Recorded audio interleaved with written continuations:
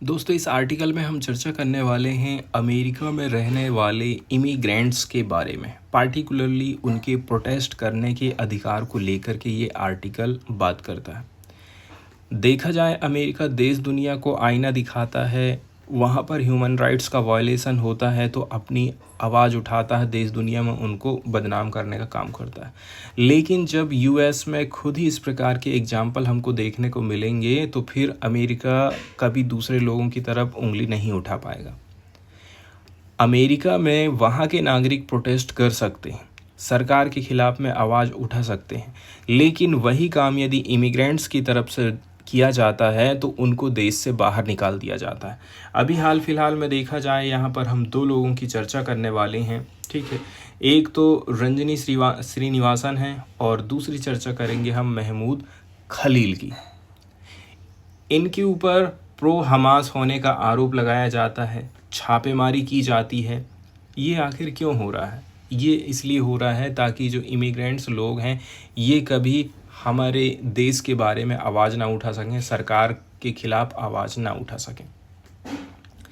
तो ये जो आर्टिकल है एक इंडियन स्टूडेंट रंजनी श्रीनिवासन के बारे में है, जो कोलंबिया यूनिवर्सिटी में डॉक्टरेट की पढ़ाई कर रही थी।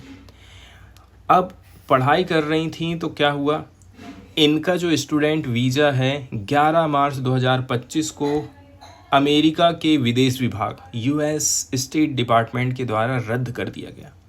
इसके बाद इनको अमेरिका छोड़ना पड़ा। इससे पहले इमिग्रेशन एंड कस्टम्स इन्फोर्समेंट के एजेंटों ने उनके कैंपस रेसिडेंस पर छापा मारा था और प्रो हमास सिंपैथाइजर्स के रूप में उनके ऊपर आरोप लगाए गए। ठीक इसी प्रकार से अगली जो चर्चा यहाँ पर हम करेंगे वो है महमूद खलील की, जो कि एक पैलेस्टाइन स्टूडेंट एक्टिविस्ट हैं और ग्रीन कार्ड होल्डर हैं। इन्होंने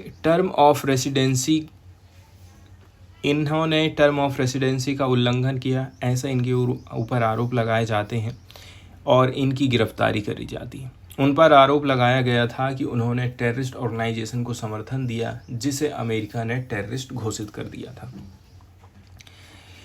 अब इसके बाद एक डिबेट छिड़ गई है कि क्या इमिग्रेंट्स को नागरिकों की तरह विरोध करने का अधिकार है कि नहीं है, ठीक है। क्या उनको भी वहाँ के लोकल नागरिकों की तरह अधिकार प्राप्त हैं। इसी पर आधारित ये आर्टिकल है। इसमें हम इंटरनेशनल कानून की भी चर्चा करेंगे और अमेरिका के खुद के कानून की भी चर्चा करेंगे। सबसे पहले तो क्वेश्चन उठता है, क्या आप्रवासियों को वहाँ के सिटीजन की तरह विरोध करने का, प्रोटेस्ट करने का अधिकार है कि नहीं है, राइट्स है कि नहीं है।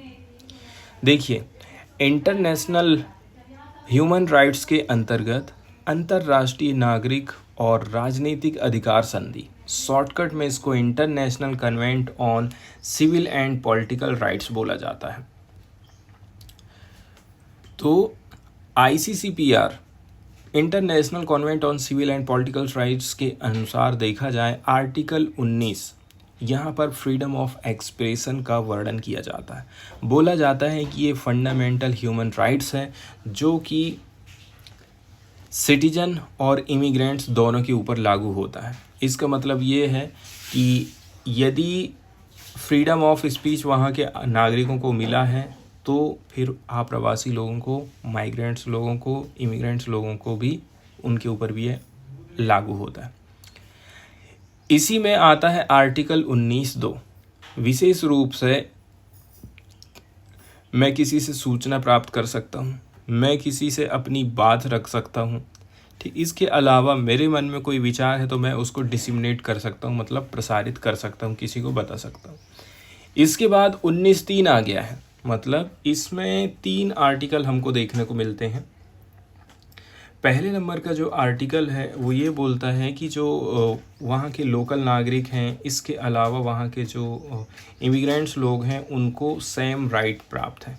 लेकिन एक है 19 नंबर का, ठीक है, ये तो अधिकार देता है, लेकिन एक है 19(2), ठीक है, जो कि बताता है कि हमें कौन कौन से अधिकार प्राप्त हैं। फिर आ जाता है 19(3), लेकिन ये जो 19(3) नंबर का आर्टिकल है, 19(3) की यदि हम चर्चा करें तो ये कुछ कुछ लिमिटेशन भी लगाता है। इस अधिकार को राष्ट्रीय सुरक्षा मतलब नेशनल सिक्योरिटी या फिर पब्लिक ऑर्डर की रक्षा के लिए लिमिटेड किया जा सकता है। इसके अलावा आईसीसीपीआर के अन्य जो प्रोविजंस हैं वार प्रोपेगेंडा और इंसाइटमेंट टू वायलेंस को प्रोहिबिट करते हैं, मतलब वार प्रोपेगेंडा नहीं फैलाया जा सकता है।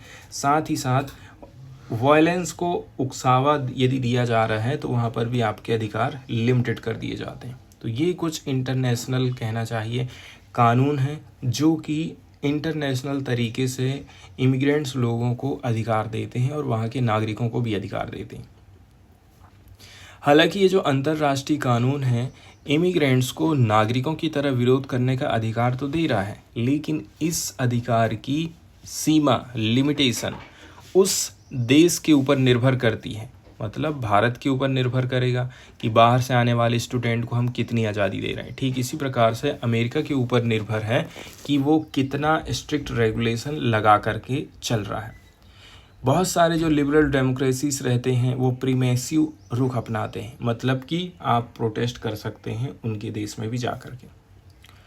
अब हम बात करते हैं विदेश नीति और राष्ट्रीय सुरक्षा कैसे करके आप्रवासी के अधिकारियों को प्रभावित कर रही है। Foreign policy and national security कैसे करके अफेक्ट डालती है इमिग्रेंट्स के राइट्स के ऊपर।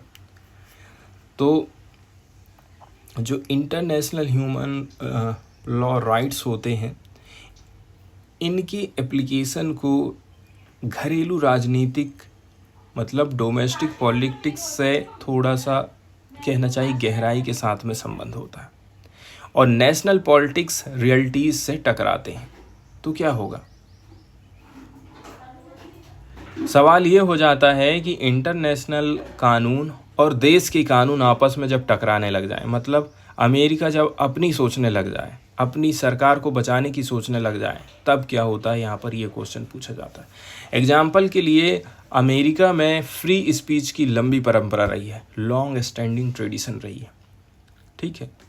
तो इसने ग्लोबल एक्सपेक्टेशन पैदा करी है कि अमेरिका इस अधिकार का समर्थन करेगा। हालांकि जब अमेरिका इन अपेक्षाओं से डाइवर्जेस हो जाए, अलग हो जाए, तो जो हिस्टोरिकल ट्रेडिशन है इसके अलावा जो कंटेम्प्रेरी रियलिटी है उनके बीच में एक अंतर दिखता, मतलब वो आपस में डिस्कनेक्ट हो गई हैं। ये स्थिति केवल अमेरिका तक सीमित नहीं है, अफ्रीका, एशिया, यूरोप, इन सारे देशों में भी इस प्रकार के एग्जाम्पल हमको देखने को मिल रहे हैं जहां पर नॉन सिटीजन्स को नागरिकों के समान अधिकार नहीं मिलते हैं। इसके अलावा लीगल स्टेटस की बात करें, चाहे वो जन्मजात नागरिक, natural born citizen, permanent residence या अनडॉक्यूमेंटेड इमिग्रेंट हो, सबके अधिकारों को प्रभावित करती है। सोशल कॉन्ट्रैक्ट को सरकार को नागरिकों से संबंध बांध रहा है, मतलब जो सोशल कॉन्ट्रैक्ट होता है जो सरकार को नागरिकों से संबंध बांधता है वो गैर नागरिकों पर उसी तरह लागू नहीं होता है। अब हम बात कर लेते हैं कि क्या अमेरिका में विदेशी छात्रों के विरोध पर कार्यवाही ठीक है कि नहीं है, संविधान क्या बोलता है, इसके ऊपर भी यहाँ पर हमें थोड़ी सी चर्चा करने की ज़रूरत है। अमेरिकी संविधान के फर्स्ट अमेंडमेंट की बात करें, इसके अंतर्गत नॉन रेसिडेंट्स को भी फ्रीडम ऑफ स्पीच का अधिकार प्रोवाइड किया गया है, लेकिन डिपोर्टेशन के मामले में ये क्लियर नहीं होता है, मतलब कि क्या गैर नागरिकों को हमारे देश के नागरिकों को समान प्रोटेक्शन मिला है कि नहीं मिला है। 1952 का इमिग्रेशन और नेशनलिटी एक्ट 1952, इसके अंतर्गत आतंकवादी गतिविधियों या संगठनों का समर्थन करने वाले गैर नागरिकों को प्रवेश से इनकार किया जा सकता है या फिर उनको डिपोर्टेड किया जा सकता है, निर्वासित किया जा सकता है। ट्रंप एडमिनिस्ट्रेशन ने इस कानून का हवाला देते हुए ही महमूद खलील की गिरफ्तारी को सही ठहराया था। हालांकि ये सवाल बना हुआ है कि क्या ये कार्यवाही जो की गई है वो संवैधानिक है कि नहीं है। तो मतलब यहाँ से कुछ इंटरनेशनल यदि हम कानून की चर्चा करें तो इसमें अमेरिका की तरफ से जो काम कर रहा है वो 1952 का कानून है, ठीक है। 1952 का कानून क्या है, इमिग्रेशन एंड नेशनलिटी एक्ट 1952। इसमें बोला जाता है कि आतंकवादी गतिविधि अलाउ नहीं है, साथ ही साथ यदि आप किसी संगठन को सपोर्ट कर रहे हैं तो वो भी अलाउ नहीं किया जाएगा। इस हिसाब से इसी कानून का इस्तेमाल करते हुए अमेरिका ने महमूद खलील के ऊपर कार्यवाही करा था। अब दूसरे नंबर का जो क्वेश्चन यहाँ पर उठता है वो ये है कि क्या इस प्रकार से यदि अमेरिका कार्यवाही करता है तो क्या इंटरनेशनल लेवल पर अमेरिका की इमेज खराब होगी कि नहीं होगी। तो will this action weaken US soft power. तो देखिए, अगर अमेरिका इस रास्ते पर चलते रहा तो उसकी सॉफ्ट पावर और अंतर्राष्ट्रीय प्रतिष्ठा, इंटरनेशनल जो स्टैंडिंग है वो कमज़ोर हो जाएगी। ये कदम लोकतांत्रिक और उदार मूल्यों को, डेमोक्रेटिक एंड लिबरल वैल्यूज़ को भी कमज़ोर करता है। साथ ही साथ दुनिया भर में आप देखेंगे जो डेमोक्रेसी से बेटर काम कर रही हैं उनको भी खतरे में डालने का काम करेगा। वहाँ पर भी जो पॉलिटिकल एक्सप्रेशन है वो प्रभावित होंगे, डेमोक्रेटिक एंड लिबरल वैल्यूज़ कम होते जाएगी। मतलब ये आर्टिकल अमेरिका में इमिग्रेंट्स के राइट्स और नेशनल सिक्योरिटी के बीच बैलेंस बनाने की बात करता है और ये भी दिखाता है कि कैसे करके जो पॉलिटिकल डिसीजन होता है लीगल प्रोसेस को प्रभावित कर सकता है।